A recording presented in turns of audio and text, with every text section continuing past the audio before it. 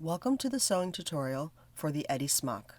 Today we are going to be making view 2, which is the tunic length.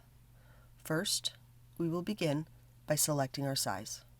Once your size is selected and you have made any changes to the pattern layout that are needed, you can transfer the pattern layout to your fabric. I do so by laying my fabric out on a large flat surface. Here I'm using the floor. I have marked my right and wrong sides, and I am using a long ruler and tailor's chalk to transfer my pattern.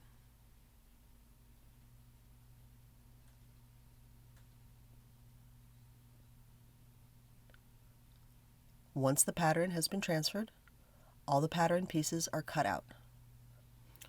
Once the pattern pieces have been cut along the lines, you may cut the bottom fold for all of the pattern pieces except for the continuous bias binding. Once cut, label your pattern pieces. Once all the pattern pieces have been cut out, you need to cut out the neckline templates. To do so, take your front and your back panels and fold them in half lengthwise with right sides together, making sure all of the long edges are aligned.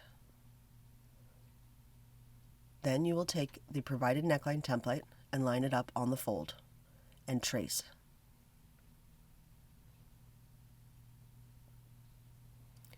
Next, you will cut out the neckline,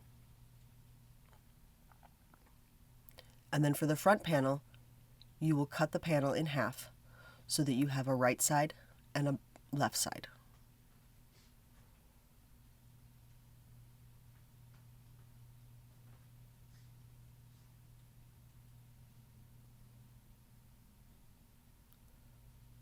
Once the front panel is complete, you will do the same process for the back panel with the exception of cutting it in half.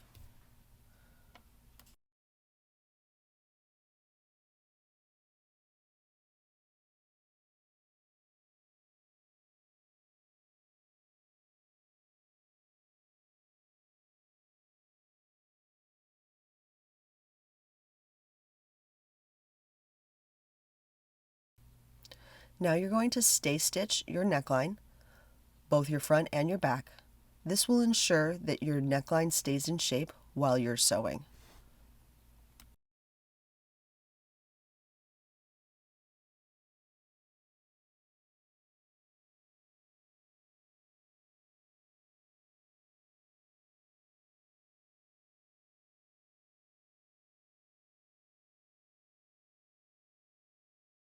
Now to make the continuous bias binding. First, take your continuous bias binding piece and match the left corner down to the bottom edge of the piece, and then press the 45-degree angle in place. I'm finger pressing here for ease, but you can use an iron if you'd like. I am also going to mark the straight edges on the right side with pins, and then I will cut the 45-degree angle.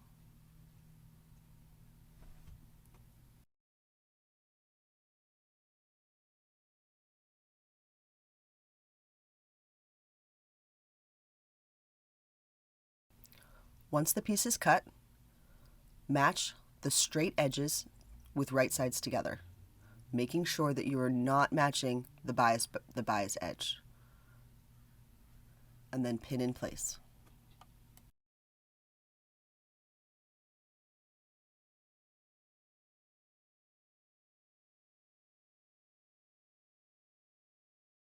After the edge has been pinned, you will sew the pieces together using a 1/4 inch seam allowance. After the seam has been sewn together, you will press it open, and then working from the wrong side, you will measure 1.5 inches down from the bias edge.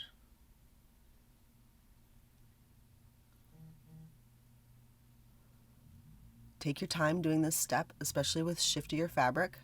You got to make sure everything is really lined up, and you may need to work in sections, as I've done here, to just make it easier on yourself. A long ruler is really helpful in this process.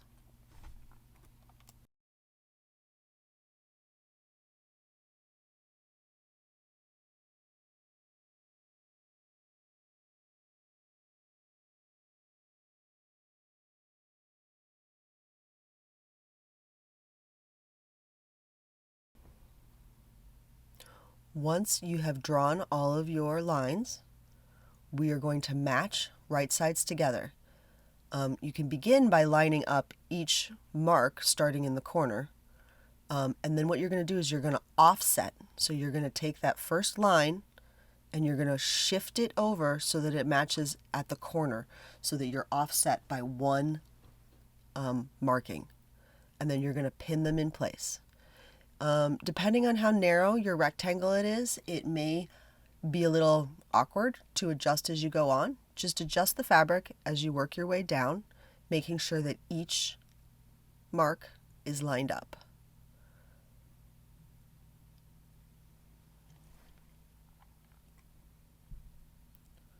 When you get to the end, you'll notice that there'll be the remaining section. So that means you know that you did the offset correctly. And then you're going to sew them together with a 1/4 inch seam allowance.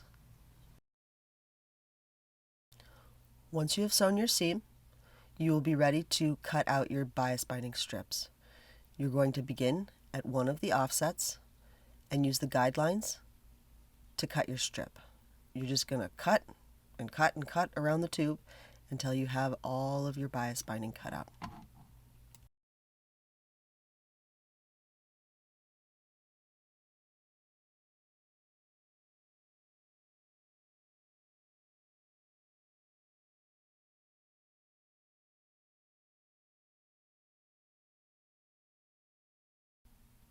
Once you're done cutting, you'll see that you got quite a lot of bias binding from that rectangle.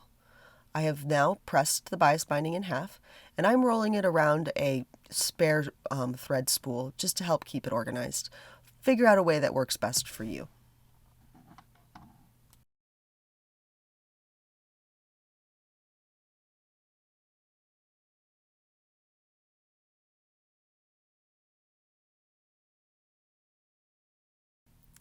Now we are going to make our side ties. As you can see here, I have ironed it on the center and then folded the raw edges in towards the center and pressed.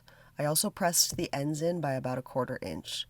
I'm going to top stitch down the full length of the side ties and making sure to do both the ends and both sides.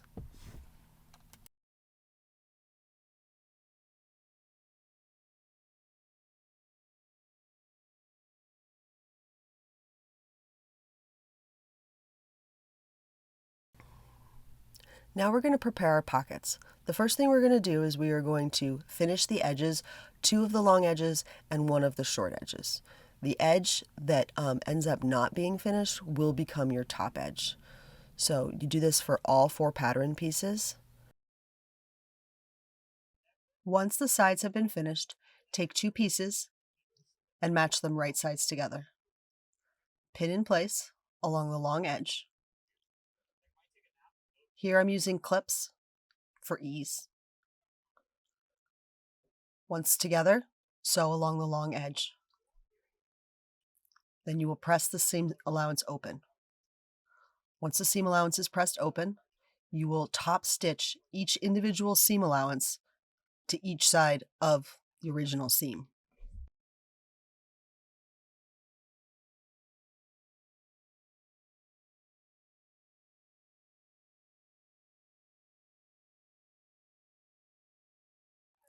Now that the seams have been top stitched, you will take the top edge, the unfinished edge, and press it down 1 to 2 inches, depending on what the instructions say.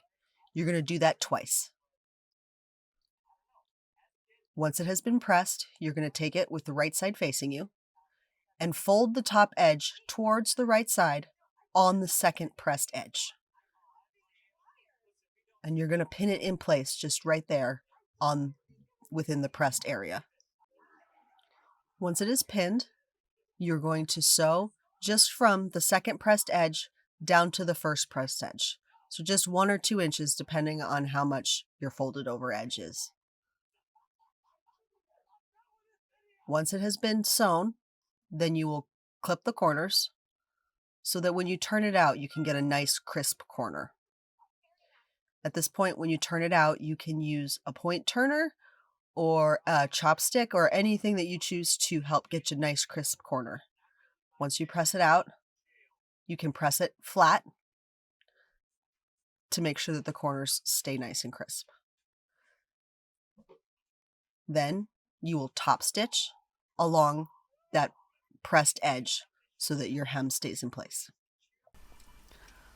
To finish it off, press the finished edges in towards the interior of the pocket by 3/8 of an inch. When you press the bottom edge, make sure that the corners of the pocket are tucked in so that they are not visible.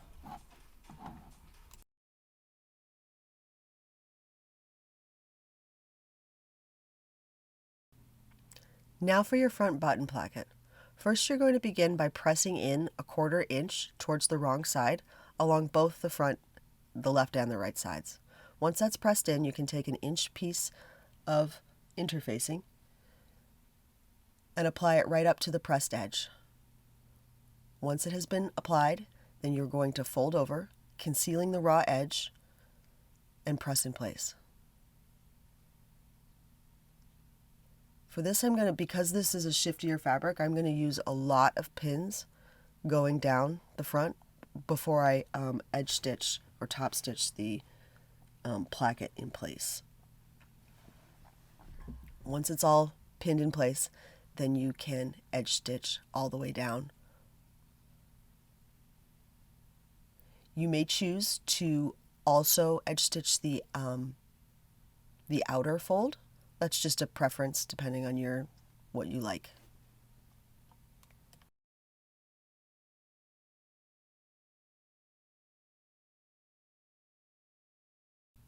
Now to make the neckline facing, we're going to take the front neckline cutout and mark 1 1/4 inch over from the folded edge. And we're going to sew along that line. Once that has been sewn, you're going to press out that pleat so that the center point of the fold meets the seam line, and you kind of end up with a box pleat here. Press that in place. Once that has been pressed in place, I'm going to sew a guideline about 1/4 inch away from the edge, and this will help you press a curve along the neckline cutout. Once you've pressed in the raw edge, you're going to set it aside, and we're going to do the back pleat. To make the back pleat, you're going to take the back panel and match the right sides together. Working from the center fold, you're going to mark over 1 1/4 inches and then 4 1/4 inches down from the center of the neckline. You can draw a straight line parallel to the full folded edge to mark the length that you need to sew. You can pin it in place to secure and then sew the length of the pleat. Once the pleat is sewn, you're going to press it flat by matching the center of the panel to the seam of the pleat.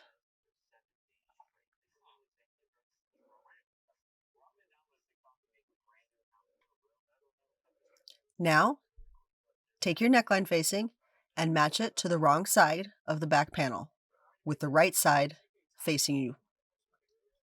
Pin the center in place and align the bottom of the pleat with the pleat on the back panel, and pin the neck facing in place. Once it's pinned in place, you can top stitch it down. You may choose to baste it in place first and then stitch from the right side of the back panel.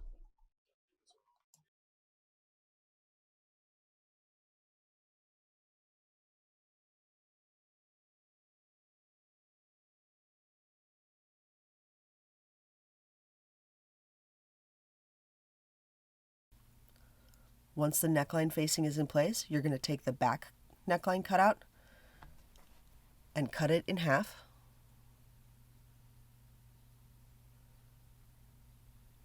Once it's cut in half, you're going to match your right sides together and sew along the length of the piece.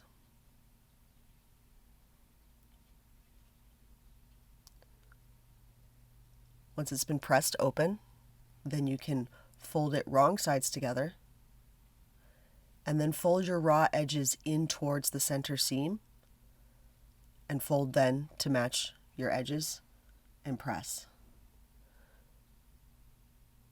pin in place if you desire. And at this point, there's a little bit of a curved edge left over at the end, and you may decide that you want to cut that part off. But just whatever you want to do at that point. We're going to top stitch that together, and this is going to become a hang loop. So once that's made, and working an 1.5 inches down from the top center of the neckline, I'm going to find the center point of this hang loop and line that up on the center of the neckline facing. And then I'm going to fold in the ends by about 3/8 of an inch and pin them in place.